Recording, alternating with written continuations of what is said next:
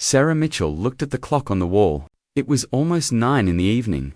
Her feet hurt so much. She had been standing and walking since 9 in the morning. 12 hours of serving coffee and cleaning tables. This was her life now. She picked up her cleaning cloth and walked to the last dirty table. A young couple had just left. They had been sitting there for 2 hours, drinking expensive coffee and eating fancy cakes. They talked about music and concerts. Sarah heard everything, but said nothing. She just smiled and brought them what they ordered. The Golden Bean Calf was not like other coffee shops. It was in the rich part of the city. Everything inside was beautiful and expensive. The walls were painted soft cream colors. The chairs were comfortable and covered in dark leather. Big windows showed the busy street outside, but the most beautiful thing in the cafe was the grand piano. The piano sat in the corner near the big window. It was black and shiny. The wood was polished so well that Sarah could see her face in it when she cleaned around it. Mr. Chen, the owner of the cafe, had bought it 2 years ago. He said it made the place look more classy. He was right. People loved taking pictures with it. Sarah sprayed cleaner on the table and wiped it slowly. Her shoulders ached.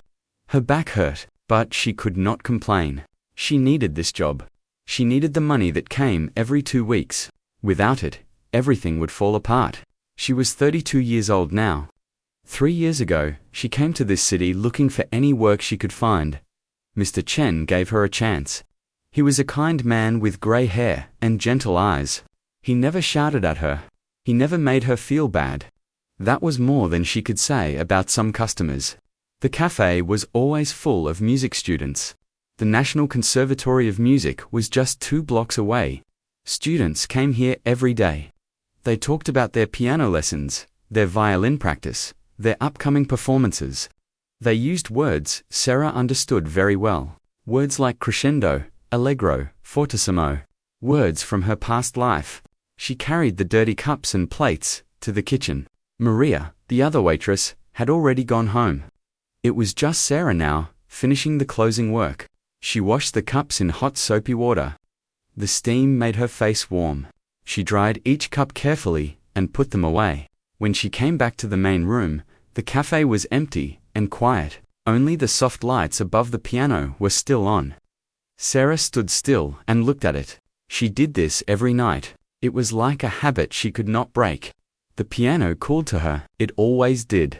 Even after all these years, even after everything that happened, her fingers tingled with memory. They wanted to touch those keys. They wanted to make music again. She walked slowly toward the piano. Her footsteps were quiet on the wooden floor. She stood beside it and touched the smooth black surface with one finger. It was cool and perfect. She looked at the keys. White and black. 88 of them. She knew every single one. Sarah had not always been a waitress. Once, a long time ago, she was somebody different. She was a girl who played piano better than anyone in her small town. She won competitions. She made her parents proud. She made teachers cry with her beautiful music. That was before everything changed. Before her father got sick. Before the hospital bills came. Before her mother needed help. Before her little brother needed someone to take care of him. Before her dreams had to die so her family could live. She pulled her hand away from the piano. She could not think about those things now. It hurt too much. The past was gone. This was her life now. Coffee cups and dirty plates and aching feet. Sarah went to the back room and got her old coat. It had a small hole in the pocket, but it kept her warm. She got her bag and turned off most of the lights. Mr. Chen would come in the morning to open. She would be back at 9 to start another long day. As she walked to the front door, she looked back one more time at the piano. In the dim light, it looked like it was waiting for something. Or someone. She shook her head and smiled sadly. Not me, she whispered to the empty cafe. Not anymore. She locked the door behind her and walked into the cold night. The street was still busy. Cars drove past. People walked quickly, going home or going out. Everyone had somewhere to be. Everyone had their own life. Sarah pulled her coat tighter and walked to the bus stop.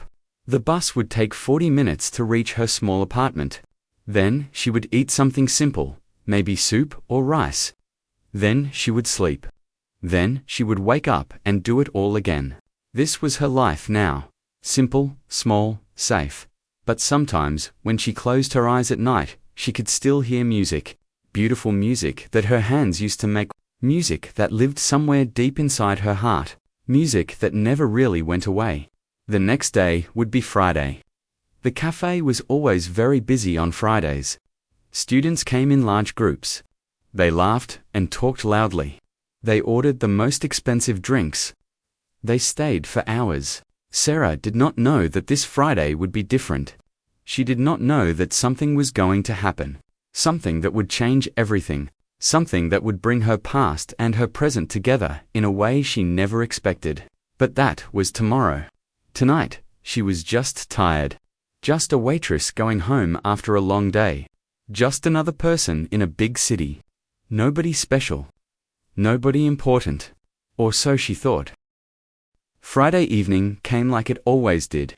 But this Friday felt different from the moment Sarah walked into the Golden Bean Cafe. The place was packed with people. Every table was full. The sound of talking and laughing filled the air. Sarah tied her apron and started her shift. She moved quickly between tables, taking orders and bringing drinks. Her feet already hurt, but she smiled at every customer. That was her job. Smile and serve. Never complain. By 6 o'clock, a group of 5 young people came in. They were loud from the start. Sarah recognized them right away. They were students from the conservatory. She had seen them before. They always sat at the big table near the window. They always stayed for hours. And they never left good tips. The leader of the group was a young man named Marcus. Sarah knew his name because he said it often. He was tall, with perfect hair and expensive clothes. He talked the most and laughed the loudest. The others seemed to follow whatever he did. Table for 5, Marcus said, without looking at Sarah. He was already talking to his friends about something. Sarah showed them to their usual table. It was the big round one that could fit 6 people. Right next to the piano, they sat down, still talking and laughing among themselves. "I'll be back to take your orders," Sarah said politely. Nobody answered her. They did not even look at her.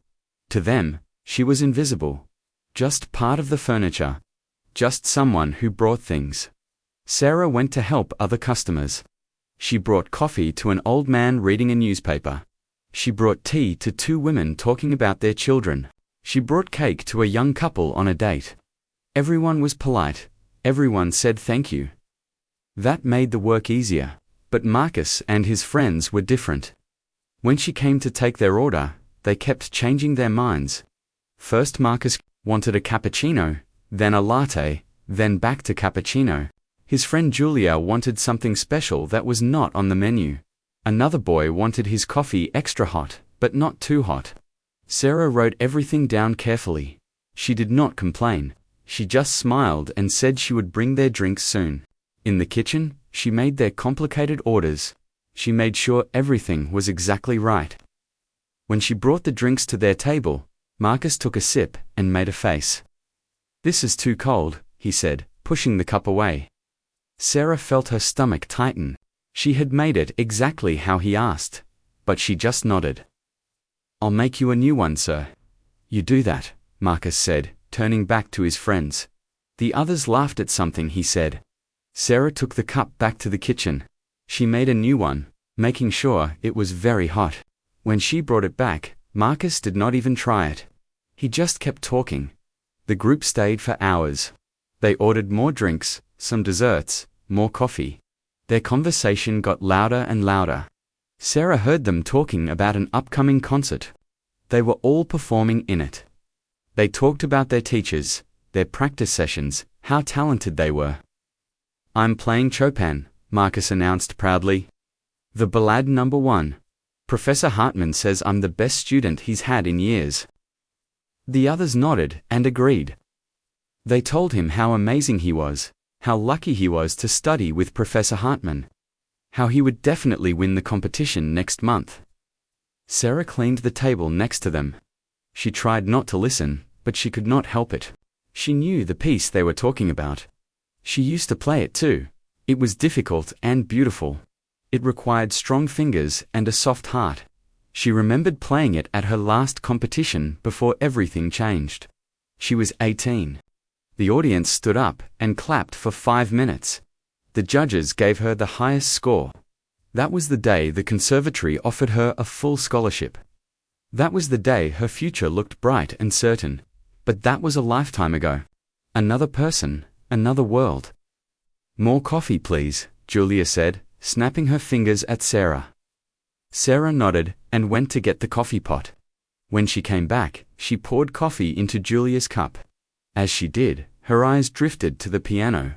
It was so close, just a few steps away. The light above it made it glow softly in the dim cafe. "What are you looking at?" Sarah jumped a little. Marcus was staring at her. His eyes were sharp and mocking. The whole table went quiet. They were all looking at her now. "Nothing, sir," Sarah said quietly, "just making sure everything is clean." "You were looking at the piano," Marcus said loudly. His friends started to smile. They could tell he was about to do something entertaining. Sarah felt her face get hot. "I was just, do you play?" Marcus interrupted. His voice was full of fake curiosity. He was making fun of her, but pretending to be nice. Sarah hesitated. She should just say no. She should walk away, but something inside her could not lie. "A little," she said softly.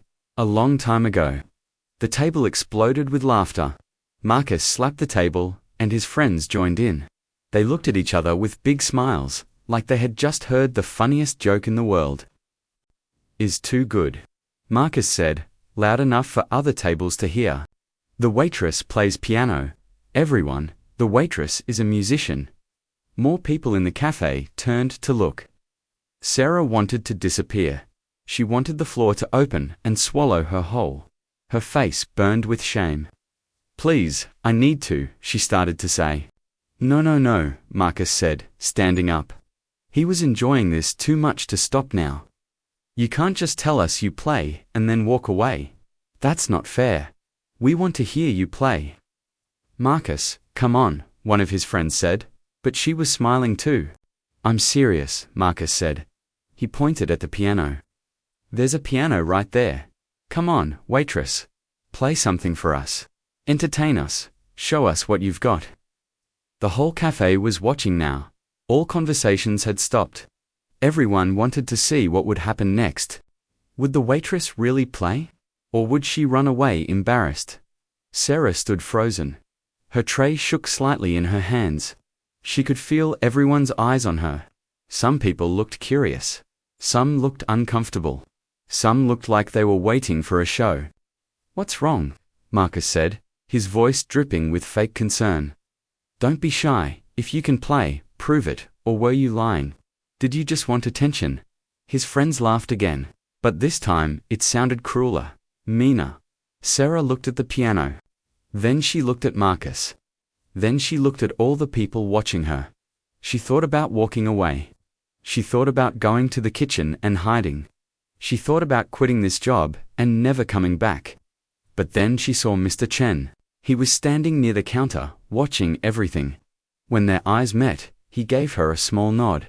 Not pushing her, not forcing her, just letting her know that whatever she chose, he supported her. Sarah took a deep breath. Her hands stopped shaking. Something changed inside her. A feeling she had buried for so many years started to wake up. It was not anger at Marcus.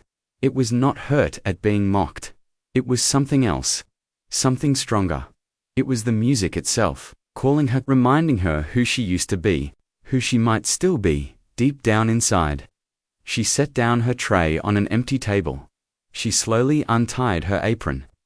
The cafe was completely silent now. You could hear a pin drop. Sarah walked toward the piano. Each step felt heavy and light at the same time. Heavy with fear, light with possibility, she sat down on the piano bench. The leather was soft and cool. She adjusted her position, just like her first piano teacher had taught her when she was 6 years old. She looked at the keys. Black and white. Old friends she had abandoned. Marcus and his friends watched with big smiles. They expected her to fail. They expected her to play a simple song badly. They expected to laugh even more. They had no idea what was about to happen. Nobody did.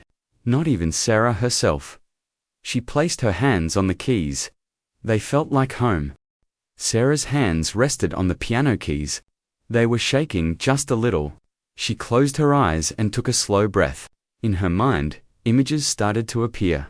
Memories she had locked away for so many years.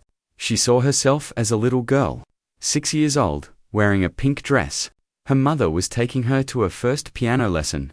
The teacher was Mrs. Anderson, an old woman with kind eyes and gentle hands.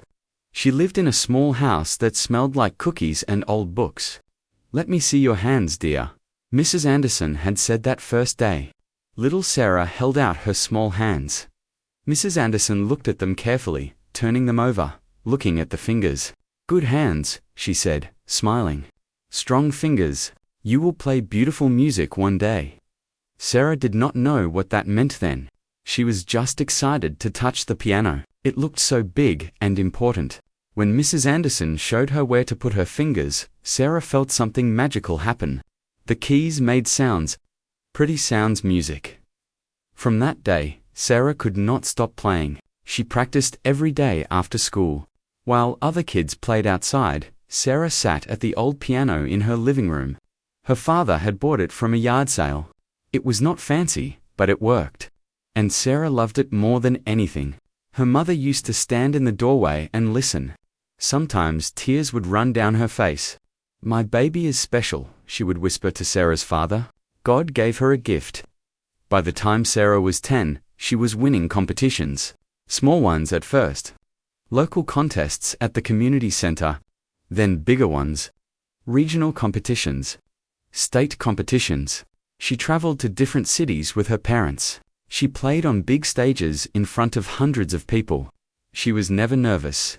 When she sat at a piano, everything else disappeared. There was only the music. The notes. The feeling. It was like the piano spoke a language only she could understand, and she was translating it for everyone else. When Sarah turned 15, a famous teacher came to her town. His name was Professor Dmitry Volkov. He was visiting from the city, doing a workshop at the local college. Sarah's teacher, Mrs. Anderson, insisted she audition for him. "He only teaches the best students," Mrs. Anderson said. "You need to play for him. You need someone better than me now." Sarah played Beethoven's Moonlight Sonata for Professor Volkov. When she finished, the old man sat in silence for a long time. Sarah thought maybe she had played badly. Her heart pounded with worry. Then Professor Volkov stood up and walked to her. He had tears in his eyes. "In 30 years of teaching, I have heard maybe 5 students with your gift," he said in his thick accent. "You do not just play the piano. You speak with it. You have a rare soul, young lady." He told her she must come to the city. She must study at the National Conservatory. She must develop her talent. It would be a crime against music if she did not. Sarah's parents were scared. The city was far away. The conservatory was expensive. How could they afford it? They were simple people. Her father worked at a factory. Her mother cleaned houses. They did not have money for fancy schools. But Professor Volkov arranged everything. He talked to the conservatory. He showed them videos of Sarah playing. He told them about her gift. When Sarah was 17, she received a letter. A full scholarship. Everything paid for. Room, tuition, books, everything. It was the happiest day of her life. She had been accepted to one of the best music schools in the country. She would study with the greatest teachers. She would become a concert pianist. All her dreams were coming true. She graduated high school with honors. That summer was perfect. She practiced 6 hours every day, preparing for conservatory. She was going to leave in September. Her room was already assigned. Her classes were scheduled. Professor Volkov would be her main teacher. But in August, everything changed. Her father collapsed at work. One moment, he was fine, talking to a coworker. The next moment, he was on the floor. A massive stroke. They rushed him to the hospital. For 3 days, the family did not know if he would live or die. He lived, but he was not the same. Half his body did not work right. He could not speak clearly. He could not work. He needed constant care and therapy. The hospital bills were huge. Insurance did not cover everything. There were so many expenses. Medications, doctor visits, special equipment, physical therapy. The money disappeared quickly. Sarah's mother tried to do everything. She worked 2 jobs. She took care of her husband. She tried to keep the family together, but it was too much. She was breaking under the pressure. Sarah could see it in her mother's eyes. The tiredness, the fear, the pain. Then there was Jake, Sarah's younger brother. He was only 12. He was struggling in school. He missed their father. He needed attention and help, but their mother had no time. She was always working or caring for their father. Sarah sat in her room one night in late August. Her acceptance letter to the conservatory was on her desk. Her bags were half packed. She was supposed to leave in 2 weeks. She looked at the letter. Then she looked at her family. Her father in a wheelchair, trying to smile at her. Her mother with dark circles under her eyes, pretending everything was fine. Her brother, doing his homework alone, looking lost and sad. Sarah made a decision that night. The hardest decision of her life. She called Professor Volkov the next day. "I cannot come this year," she told him. Her voice was shaking. "My family needs me. But I will come next year, I promise." Professor Volkov was quiet for a moment. Then he said, "Family is important. The conservatory will hold your place for 1 year. Take care of your father. Then come to us." Sarah thanked him. She hung up the phone and cried for hours. 1 year, she told herself. Just 1 year. She would get a job. She would help her mother. She would make sure her father got better, and her brother was okay. Then she would go to the conservatory. Then she would follow her dreams. But life did not work that way. 1 year became 2 years. The bills kept coming. Her father needed more therapy. Her mother got sick too, from stress and exhaustion. Jake struggled with depression and needed counseling. There was always something. Always another emergency. Always another reason to stay. Sarah worked 3 different jobs. She waited tables. She cleaned offices at night. She gave piano lessons to children in her town. Every penny went to her family. She had no time to practice seriously. No time to keep her skills sharp. No time for herself. The conservatory called after the first year. They asked if she was coming. She said no, not yet, maybe next year. They said they would try to hold her place. After the second year, they called again. This time they said they could not hold her place any longer. Other students needed that scholarship. They were sorry. They hoped she understood. Sarah said she understood. She hung up and did not cry. She had no tears left. She had accepted her fate. By the time she turned 25, her father had passed away. The stroke had damaged his heart. He died peacefully in his sleep. Sarah was grateful he was no longer in pain, but her heart broke into 1,000,000 pieces. Her mother was different after that. Quieter, sadder. She needed Sarah even more. Jake had gone to college by then, but he needed financial help. Sarah kept working, kept giving, kept sacrificing. The years passed. 25 became 30. 30 became 32. Sarah moved to the city, looking for better paying work. That is when she found the Golden Bean Calf. Mr. Chen hired her immediately. He said she had an honest face. She had not touched a piano seriously in over 10 years. Sometimes she would see a piano in a store window or hear someone playing in a park. Her hands would tingle. Her heart would ache. But she always walked away. That part of her life was over. Dead and buried, or so she thought. Now, sitting at this beautiful grand piano, with all these people watching her, all those memories came flooding back. The little girl in the pink dress. The competitions she won. Professor Volkov's tears. The acceptance letter. Her father's stroke. Her mother's exhaustion. Her brother's sad eyes. The choice she made. The dreams she gave up. Marcus and his friends were still smiling, waiting for her to embarrass herself. They had no idea who she really was, what she had been, what she had lost. Sarah opened her eyes. She looked down at the keys, black and white, silent and waiting. "I'm sorry, Papa," she whispered so quietly that no one could hear. "I'm sorry I never became what you wanted me to be." Then she began to play. The first note rang out in the silent cafe. It was a single note, simple, clear, beautiful. Sarah's right hand had pressed one key, and that sound filled the entire room. Then came another note, and another. Her left hand joined in. The notes were slow at first, like she was remembering how to speak after years of silence. Her fingers moved carefully across the keys, finding their way home. The piece she had chosen was one of the hardest ever written. Rachmaninoff's Piano Concerto No. 2. It was a piece that required years of training. Strong hands, perfect timing, deep feeling. It was not something a normal person could play. It was not something you could fake. Marcus and his friends still had smiles on their faces. They were waiting for her to mess up, waiting to laugh. But as the music continued, their smiles started to fade. The notes came faster now. Sarah's fingers moved with more confidence. It was like her hands remembered everything, even though her mind had tried to forget. The muscle memory was still there, buried deep but not gone, never gone. The melody began to build. Low notes in her left hand created a foundation. High notes in her right hand danced above them. The two hands worked together, creating something bigger than the sum of their parts. This was not simple music. This was complex, professional, masterful. People in the cafe stopped talking completely. Cups were set down, forks were put down. Everyone turned to watch the waitress at the piano. The woman they had ignored all evening. The woman who was invisible to them. She was invisible no more. Sarah's eyes were closed now.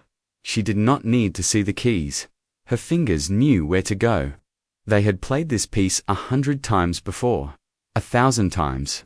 Back when she was 17, preparing for conservatory, this had been one of her audition pieces.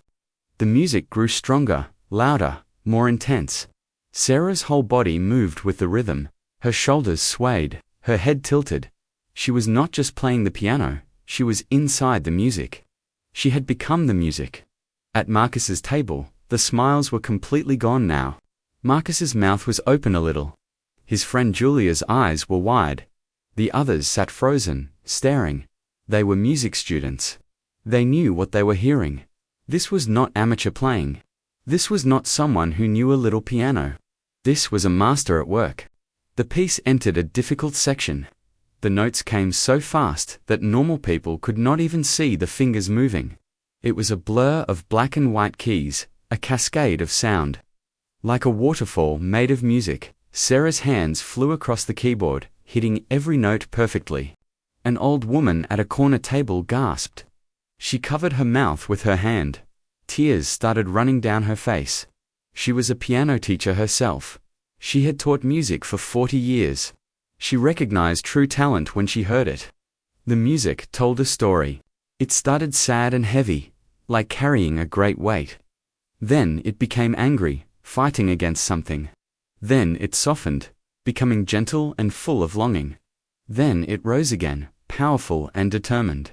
It was not just sound, it was emotion made real. It was a human soul speaking without words. Sarah felt something breaking inside her as she played. All the pain she had carried for so many years was pouring out through her fingers. The loss of her father, the sacrifice of her dreams, the loneliness of her life, the tiredness in her bones, the ache in her heart. It all came out in the music. Tears started rolling down her cheeks, but she did not stop playing. Her fingers never missed a note. Professional training had taught her to play through anything. Pain, sadness, joy, whatever she felt, the music must continue. The music was bigger than her feelings. The music was everything.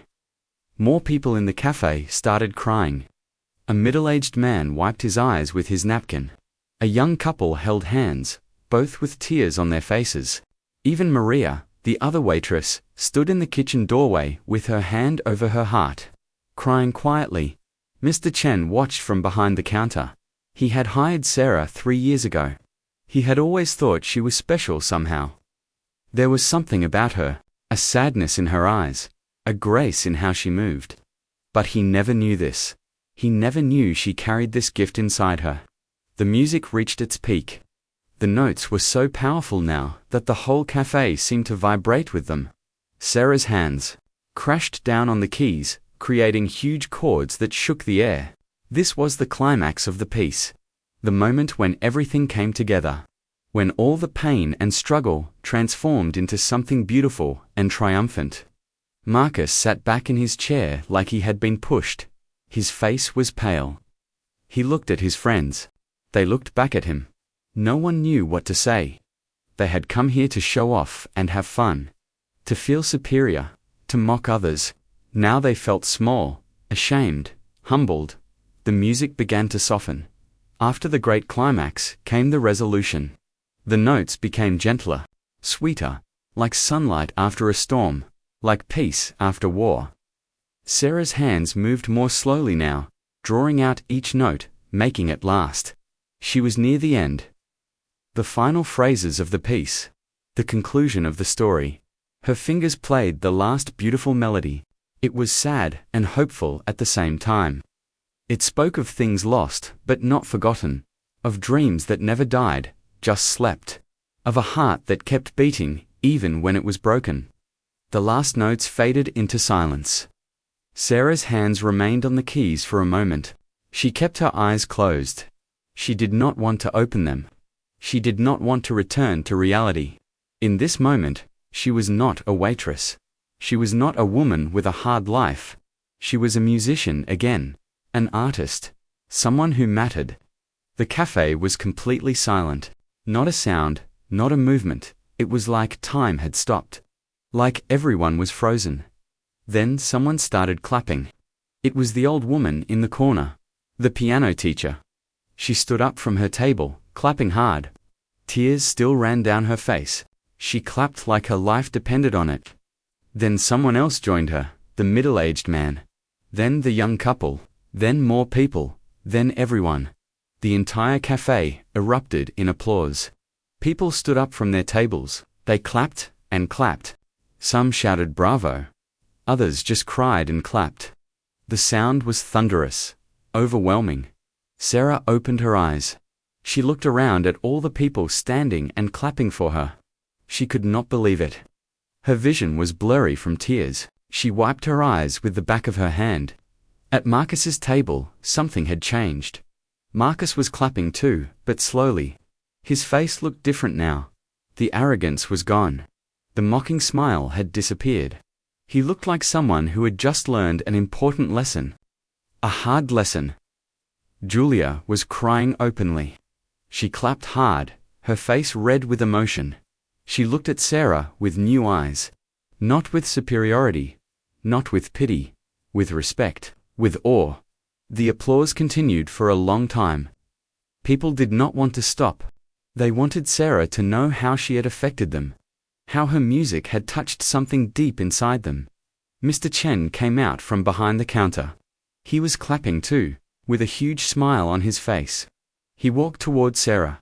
When he reached the piano, he bowed to her, actually bowed, like she was someone important, someone worthy of respect. "Miss Sarah," he said loudly, so everyone could hear. "You have given us a great gift tonight, thank you." Sarah stood up from the piano bench. Her legs felt weak. She could not speak. Her throat was tight with emotion. She just nodded at Mr. Chen. The applause started to fade. People sat back down, still talking excitedly about what they had just heard.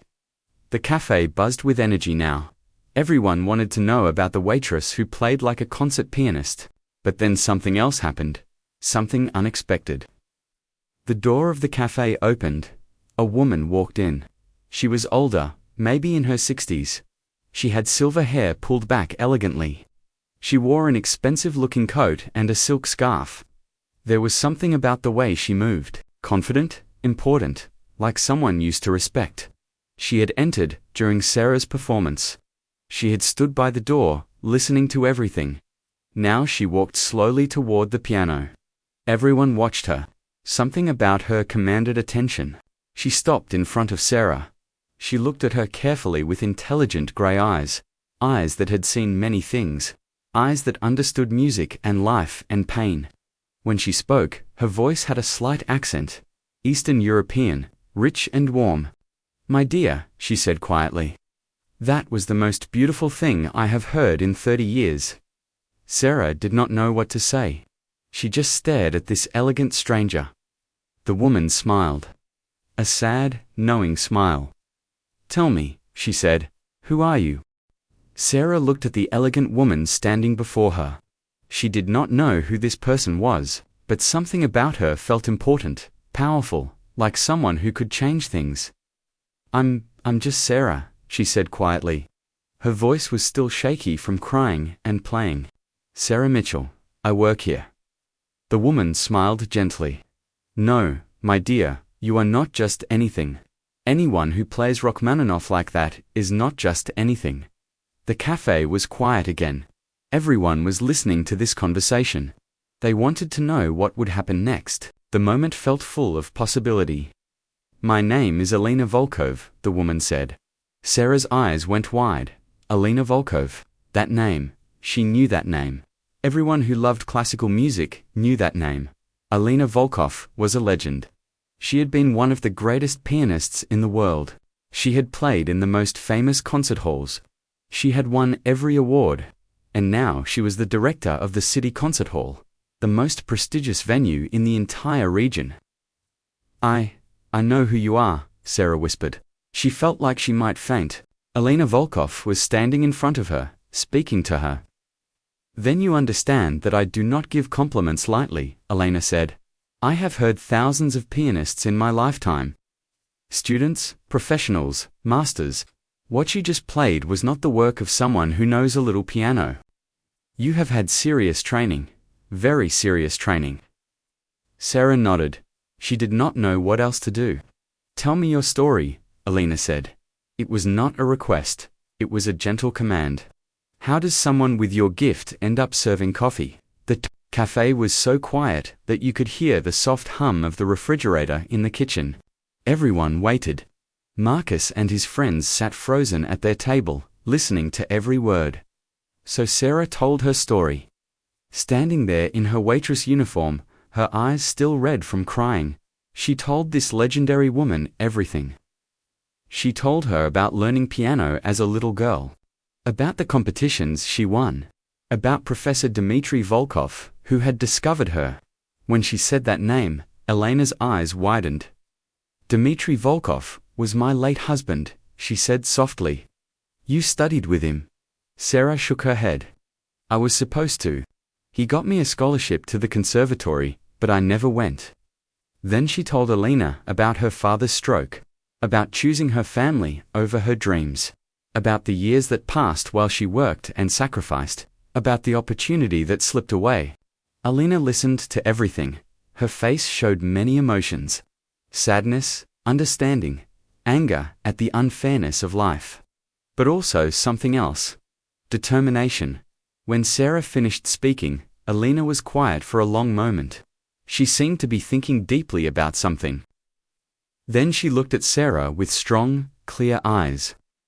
"My husband spoke of you," she said. "Before he died 5 years ago, he kept a notebook. In it, he wrote about his greatest students, the ones who got away, the ones who could have changed the world of music. There was one he called the girl with the old soul. He said she played like she had lived 1,000 lives. He said losing her was one of his great regrets." Sarah's breath caught in her throat. Professor Volkov had remembered her, even after all those years. "That was you," Alina said. "You were his great regret. And now I understand why." Alina reached into her expensive purse and pulled out a small card. She wrote something on the back of it and handed it to Sarah. "I am organizing a special concert next month," Alina said. "It is a benefit concert for a music scholarship fund. The theme is hidden talents.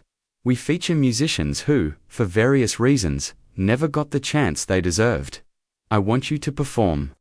Sarah looked at the card like it was a snake that might bite her. I can't. I haven't played seriously in years. I'm not ready. I'm not good enough anymore." "You just played one of the most difficult pieces in the piano repertoire," And you made everyone in this cafe cry. Alina said firmly. Don't insult my intelligence by saying you're not good enough. The question is not about your ability. The question is about your courage. Sarah's hands trembled. The card felt heavy in her fingers. This was not possible. This could not be real. Things like this did not happen to people like her. I also want to introduce you to someone, Alina continued. The director of the city's Music Scholarship Foundation. They help talented musicians who face financial difficulties. They might be able to help with your family situation, so you can practice, so you can develop your gift again. Tears started flowing down Sarah's face again. She could not stop them. For so many years, she had carried everything alone. The burden, the sacrifice, the loss. Now someone was offering to help, someone understood. Why? Sarah whispered. Why are you doing this for me? Elena's eyes grew soft. Because my husband would have wanted me to. Because talent like yours is rare and precious. Because the world needs beauty, and you create beauty. And because she paused, her own eyes getting wet. Because I know what it feels like to sacrifice. I know what it costs, and I believe that sometimes it's not too late to reclaim what we lost. At Marcus's table, something was happening. Marcus had his head in his hands. His shoulders were shaking. He was crying. Julia put her hand on his back, tears running down her own face. They were all changed by what they had witnessed. The mockery they had shown earlier seemed like a terrible sin now. They felt ashamed, small, wrong. Marcus stood up suddenly. He walked towards Sarah on unsteady legs. When he reached her, he stopped. He looked at her, and she could see real pain in his eyes. I'm sorry, he said. His voice broke. I'm so sorry. I was cruel. I was arrogant. I thought I was special because I go to a good school and have a famous teacher. But you're the real thing. You're what I'll never be, no matter how much I practice or how many lessons I take. You have something I don't. Something I can't learn. Sarah looked at this young man who had mocked her just an hour ago. He looked different now, humbled, honest, human. She could have been angry with him. She could have refused his apology. But she understood something that he was just learning. Life humbles everyone eventually. Pain teaches everyone eventually. It's okay, she said quietly. You didn't know. That's no excuse, Marcus said. I should have treated you with respect regardless. You taught me something tonight. Something more important than any music lesson. Thank you. He reached out his hand to shake hers. Sarah took it. The handshake was firm and real. When he went back to his table, his friends were all looking at him with new respect. They had all learned something tonight. The cafe slowly came back to life. People started talking again, but differently now. Softer, more thoughtful. The energy had changed. Something important had happened here tonight, and everyone felt it. Mr. Chen came over to Sarah. Take the rest of the night off, he said with a smile. Go home, process all this. And Sarah, I'm proud of you. Sarah hugged her boss. This kind man who had given her a job when she needed it, who had never made her feel less than human, who had believed in her enough to let her play tonight. As she gathered her things to leave, people came up to her. They wanted to shake her hand, to tell her how beautiful her playing was, to thank her for the gift she had given them. Sarah was overwhelmed by all the kindness. The old piano teacher from the corner table was one of them. I have taught piano for 43 years, she said. I have never heard anyone play with such feeling. You didn't just play notes. You shared your soul. That's what great artists do. A young girl, maybe 16, approached shyly. I want to quit piano, she said. I've been studying for 8 years, and I don't think I'm good enough. But after hearing you, I think I'll keep going. You inspired me. Sarah smiled at the girl through her tears. Keep playing, she said. Even when it's hard, even when you want to quit, the music will always be there for you, waiting. I know. Alina Volkov waited by the door. When Sarah was ready to leave, Alina walked out with her. Think about my offer, Alina said, as they stood on the sidewalk outside. The night air was cold and fresh. You have 1 month to prepare. I will arrange practice space for you. I will help with whatever you need. This is your second chance, Sarah. Don't waste it.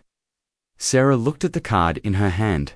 Then she looked at this legendary woman who was offering her something she thought was gone forever. Hope, I'll do it, Sarah said. The words came out stronger than she expected. More certain. I'll do it. I'm scared, but I'll do it. Alina smiled, a real warm smile that lit up her whole face. Good, that's all I needed to hear. Courage and talent together are unstoppable. You'll see. She gave Sarah her phone number and email. They made plans to meet the next day to discuss details. Then Alina got into a car that was waiting for her and drove away into the night. Sarah stood alone on the sidewalk. She looked back through the window of the Golden Bean Calf. She could see the piano, that beautiful instrument that had been silent for so long. Tonight, it had sung again, and so had she. She looked down at her hands, her waitress hands, rough from work, scarred from burns and cuts. But they had just created something beautiful, something that moved people's hearts. They were musicians' hands, after all. They always had been. The next 4 weeks changed Sarah's life in ways she could not have imagined. When she woke up the morning after her performance at the cafe, she wondered if it had all been a dream. But the card from Alina Volkov was still on her bedside table. Real, solid, proof that it had happened. Alina called her that same morning. She was not a woman who wasted time. Within 2 days, she had arranged everything. Sarah would have access to a practice room at the City Concert Hall 3 hours every day. She would meet with the Scholarship Foundation director. She would prepare for the benefit concert. But first, Sarah had to deal with her life. She could not just stop working. She had bills to pay. Her mother still needed money for her medications. Jake was in his final year of college and needed help with expenses. When she explained this to Alina, the older woman did not hesitate. The foundation will provide you with a stipend while you prepare, Alina said. It's not much, but it will cover your basic expenses. You need to focus on your music now. Nothing else. Sarah cried when she heard this. For the first time in 14 years, someone was taking care of her instead of the other way around. It felt strange, almost uncomfortable, but also like a weight being lifted from her shoulders. Mr. Chen was understanding when she asked to reduce her hours at the cafe. You were meant for greater things than serving coffee, he said with a kind smile. I'm just happy I got to see you play before you become famous. Sarah laughed at that. Famous her, it seemed impossible. But something inside her had woken up that night at the piano, something that had been sleeping for too long. The first day she walked into the City Concert Hall, her heart was pounding. She had dreamed of this place when she was young. It was one of the most beautiful buildings in the city. High ceilings, perfect acoustics, red velvet seats, a stage where legends had performed. Alina met her at the entrance. She walked Sarah through the grand lobby with its crystal chandeliers and marble floors. Then she took her backstage, through corridors that smelled like wood and old music. Finally, they reached a practice room. This is yours for the next month, Alina said, opening the door. Inside was a beautiful Steinway grand piano. The walls were soundproof. There was a comfortable chair, a water bottle, and nothing else. Just Sarah and the piano. I'll leave you alone, Alina said. Play, remember who you are. When the door closed, Sarah stood in the silence. She approached the piano slowly. She sat down. She placed her hands on the keys. And then she played. At first, it was difficult. Her fingers were not as strong as they used to be. Years of not practicing had taken their toll. She made mistakes. Her timing was off in some places. Her hands cramped after just an hour, but she kept going, day after day, 3 hours every day, sometimes more. She played scales to strengthen her fingers. She played exercises to improve her technique. She played pieces she used to know, relearning them. Remembering them, it was like meeting an old friend after many years apart. Awkward at first, then comfortable, then joyful. Sarah also met with the Scholarship Foundation director, a serious woman named Dr. Patricia Chen, no relation to Mr. Chen from the cafe, but just as kind. She listened to Sarah's story and looked through her financial situation. "We can help you," Dr. Chen said. "Not just now, but going forward. If you're willing to teach young students from low-income families, we'll provide you with a regular income. You can continue to develop as a performer while giving back." Does that interest you? Interest her? It was perfect. Sarah loved teaching. She had done it in her hometown for years. The idea of helping young people who loved music but couldn't afford lessons made her heart full. "Yes," Sarah said immediately. "Yes, absolutely." So it was arranged. After the concert, Sarah would begin teaching 10 students from the Foundation's program. She would receive a salary. Not a huge amount, but enough to support herself and help her family. Enough to practice and perform. Enough to build a life around music again. The weeks passed quickly. Sarah practiced until her fingers hurt. Then she rested and practiced more. She chose her pieces for the concert carefully, Rachmaninoff of course, but also Chopin, Debussy, and a contemporary piece by a living composer. She wanted to show range. She wanted to show depth. Alina came to listen sometimes. She would sit in the practice room and close her eyes while Sarah played. Afterward, she would give advice, small technical things, but also bigger things, about interpretation, about feeling, about connecting with the audience. "You have the technique," Alina told her. "You always did. But now you have something more. You have lived. You have suffered. You have loved and lost. That's in your playing now. When you were 18, you were brilliant. Now you are profound. There's a difference." Sarah understood what she meant. The girl who had won competitions was talented but inexperienced. The woman she had become carried the weight of real life in her music. Every note meant something deeper now. Strange things started happening. Word spread about the waitress who could play like a master. A local newspaper heard about the story and sent a reporter to interview Sarah. She was uncomfortable at first, not used to attention. But the reporter was kind and respectful. He wrote a beautiful article about second chances and hidden talents. After the article was published, Sarah started getting recognized. People would see her and say, "You're the piano player from the cafe." Some asked for autographs. Some just wanted to shake her hand and wish her luck. Marcus, the student who had mocked her, came to the concert hall one day. He asked to speak with her. Sarah invited him to sit in the practice room while she took a break. "I've been thinking about that night constantly," Marcus said. "I'm ashamed of how I acted. I want you to know that it changed me. I've started volunteering with the foundation, teaching music to kids who can't afford lessons, because of you." Sarah felt warmth spread through her chest. "That's wonderful, Marcus. Really, I want to come to your concert," he said. "All of us do. My friends from that night, we want to support you, if that's okay." "Of course it's okay," Sarah said. "I'd be honored." Marcus stood to leave, but then turned back. "Can I ask you something? How do you do it? How do you play with such emotion? I practice 6 hours a day, but I can't make people feel what you make them feel." Sarah thought about this.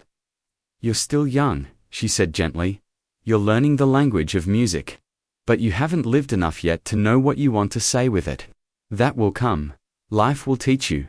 And when it does, when you've known real pain and real joy, then your music will mean something deeper. Just be patient, and be open to life, even the hard parts." Marcus nodded slowly. "Thank you," he said. Then he left, looking thoughtful. The days counted down to the concert. Sarah felt nervous, but also ready. She practiced her pieces until she could play them in her sleep. She worked on her breathing, her stage presence, her confidence. Alina coached her on everything.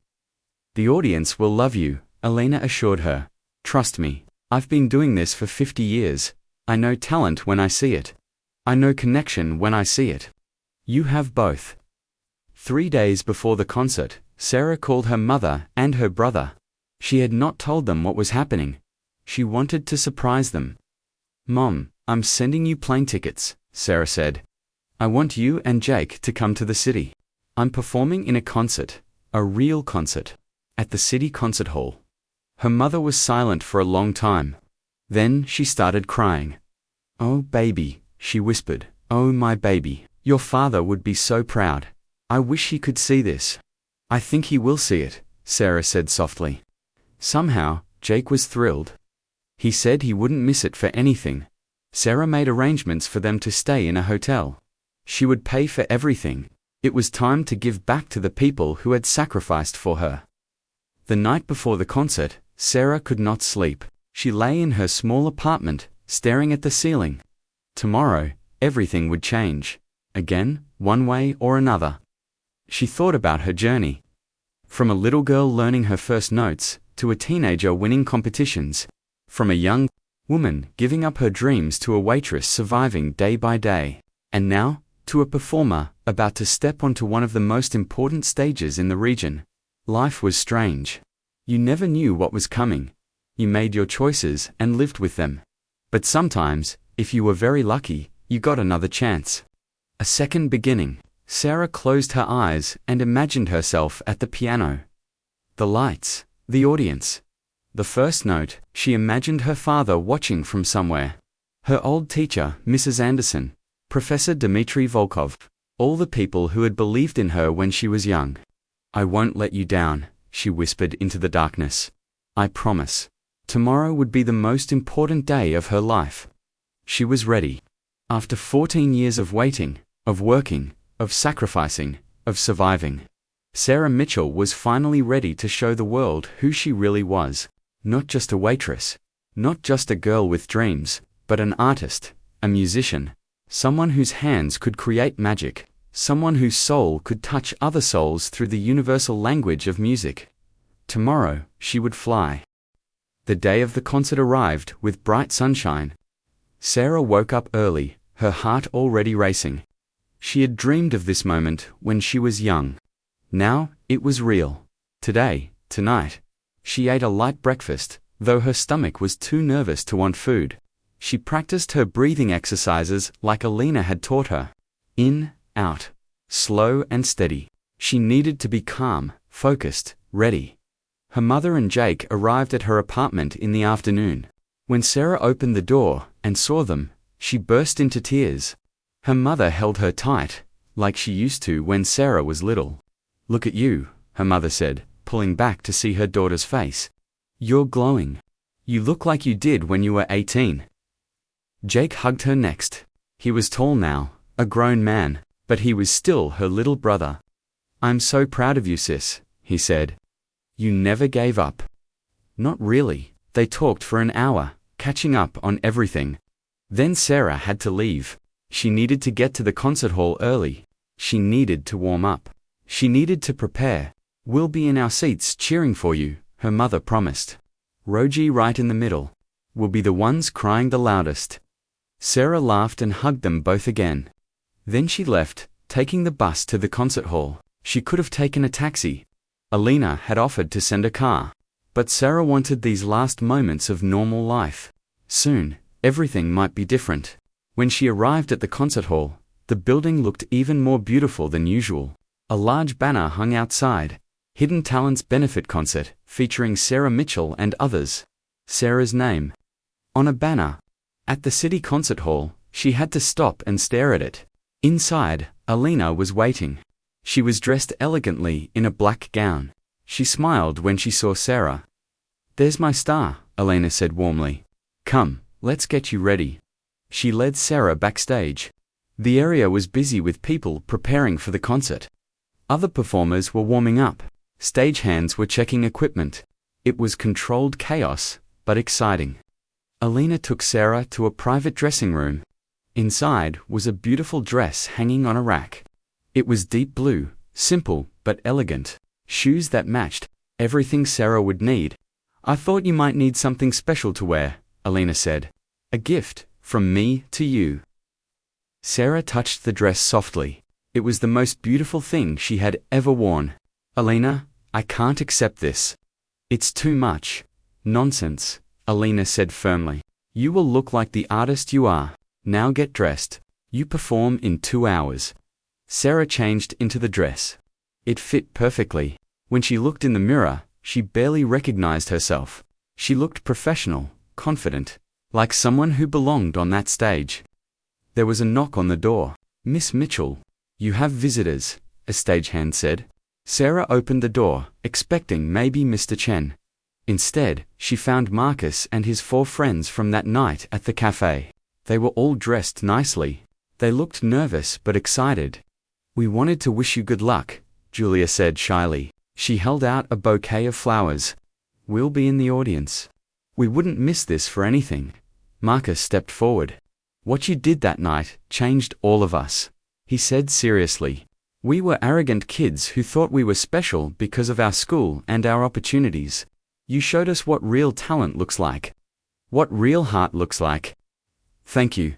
Sarah accepted the flowers and hugged each of them. They were good kids, really. They had just needed to learn some humility. Life was teaching them, just like it taught everyone. After they left, Sarah went to the practice room one last time. She played through her pieces quickly, just to warm up her fingers. They felt good, strong, ready. Alina came to get her 30 minutes before the concert started. "The hall is almost full," she said. "Over 1,000 people. There are music critics here, professors from the conservatory, important people in the arts community, and regular people who read about you in the newspaper. They're all here for you." Sarah felt panic rise in her chest. 1,000 people. Critics. Important people. What if she failed? What if she embarrassed herself? Alina saw the fear in her eyes. She took Sarah's hands in hers. "Listen to me. You are not performing for them. You are performing for yourself. For your father who believed in you. For your mother who sacrificed for you. For all the years you couldn't play. Play for them. The audience will feel it. Trust me." Sarah nodded. Alina was right. This was not about impressing anyone. This was about honoring her gift. About honoring everyone who had been part of her journey. The concert began with other performers. A violinist. A young opera singer. A jazz trio. All talented people who had faced obstacles in pursuing their art. All getting a second chance. Like Sarah, then it was her turn. Alina walked onto the stage to introduce her. The audience applauded politely. Sarah watched from the wings, her heart pounding so hard she thought it might burst. "Our final performer tonight," Alina said to the audience, "has one of the most remarkable stories you'll ever hear. 14 years ago, she was accepted to the National Conservatory with a full scholarship. She was considered a prodigy. But life had other plans. She chose family over her dreams. She sacrificed everything for the people she loved. For 14 years, she worked as a waitress, her incredible gift hidden from the world, until one night, at a small cafe, someone asked her to play. What happened next changed everyone who heard it. Ladies and gentlemen, please welcome Sarah Mitchell." The audience applauded. Sarah took a deep breath. She stepped out onto the stage. The lights were bright but not blinding. She could see faces in the first few rows. She saw her mother and Jake, already crying. She saw Marcus and his friends, leaning forward in anticipation. She saw Mr. Chen, smiling proudly. She saw strangers who had come to hear her story through music. Sarah walked to the piano. It was a magnificent instrument. A concert grand Steinway, perfectly tuned. She sat down and adjusted the bench. She placed her hands over the keys. The audience grew completely silent. 1,000 people holding their breath, waiting. Sarah closed her eyes. She thought of her father teaching her to be strong, her mother showing her sacrifice, her brother needing her, Mrs. Anderson showing her the magic of music, Professor Volkov believing in her talent, Alina giving her this chance. She thought of all the years of struggle, the morning shifts at the cafe, the tired feet, the empty dreams, but also the small joys, the kind customers, the simple pleasures, the love that kept her going. Then she began to play. She started with Chopin, a nocturne, soft and dreamy. Her fingers moved over the keys like water flowing over stones, smooth, natural. The music filled the hall, every note clear and perfect. The acoustics were beautiful. The piano sang. The audience was transfixed. This was not just good playing. This was extraordinary. Sarah's hands danced across the keyboard, creating melodies that seemed to come from another world. A world of beauty and sadness and hope. She moved into Debussy, impressionistic. Like painting with sound. The notes shimmered and sparkled. They created images in the mind: water, light, memory, magic. Then came the Rachmaninoff, the piece she had played that night at the cafe. But this time, she was fully prepared. This time, her hands were stronger. Her interpretation was deeper. She poured everything into it. Every emotion, every memory, every dream lost and found. The music built to its powerful climax. The entire hall seemed to vibrate with the sound. Sarah's body moved with the music, her face showing the emotion of every phrase. She was not separate from the music. She was the music. People in the audience were crying openly. Not just her mother, not just Jake, but dozens of people.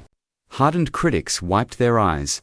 Elderly professors who had heard everything remembered why they loved music in the first place. Young students understood what they were striving for. Sarah played the final notes, soft, gentle, like a whisper, like a prayer, like hope. The last note faded into silence. For 3 full seconds, no one moved. No one breathed. Then the audience exploded. They leaped to their feet. The applause was like thunder. People shouted bravo. Some threw flowers onto the stage. The ovation went on and on.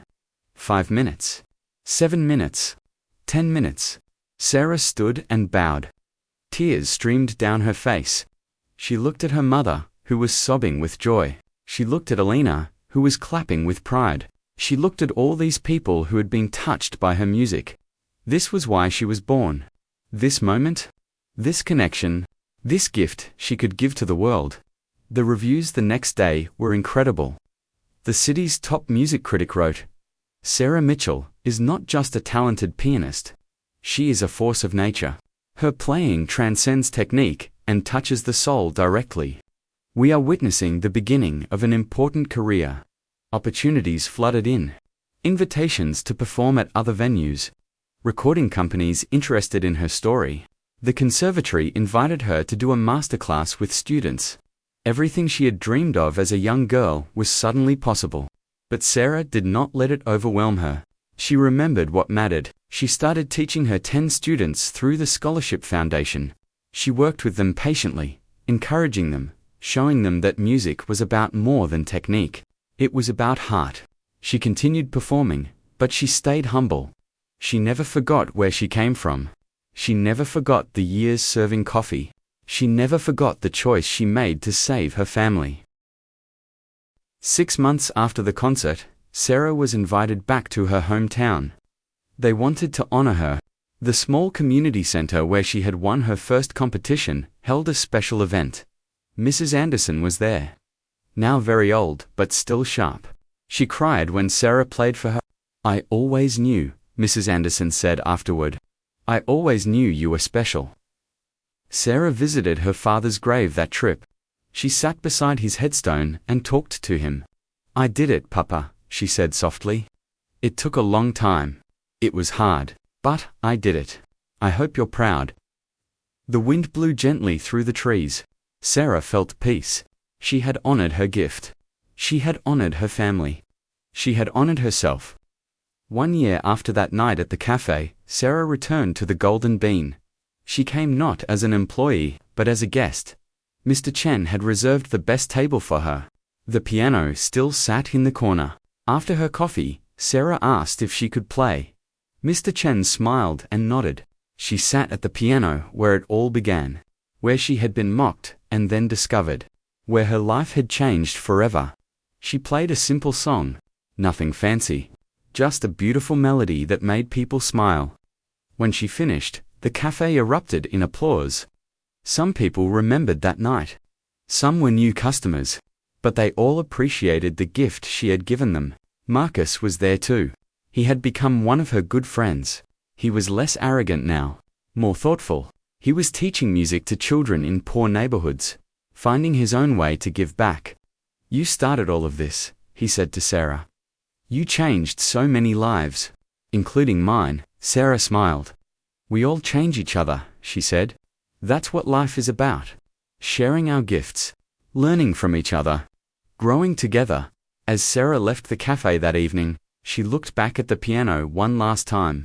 It was just an instrument, wood and strings and keys. But in the right hands, it could create magic. It could change lives. It could turn pain into beauty.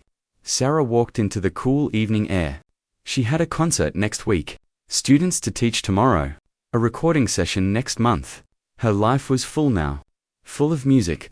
Full of purpose. Full of joy. She thought about the young girl she had been. The one who dreamed of playing on big stages. She had done that now, but she had become something more than she dreamed. She had become someone who knew the value of struggle. Someone who understood sacrifice. Someone whose art meant something because it came from real life. Sarah Mitchell was no longer just a waitress. She was no longer just a dreamer. She was an artist. A teacher. A survivor. A woman who had lost everything and found it again, better than before. She was living proof that it is never too late. That gifts never die, they just wait. That second chances exist for those brave enough to take them. And most importantly, she was proof that the human spirit, like music itself, cannot be defeated. It can be silenced for a time, but it always finds a way to sing again. Always.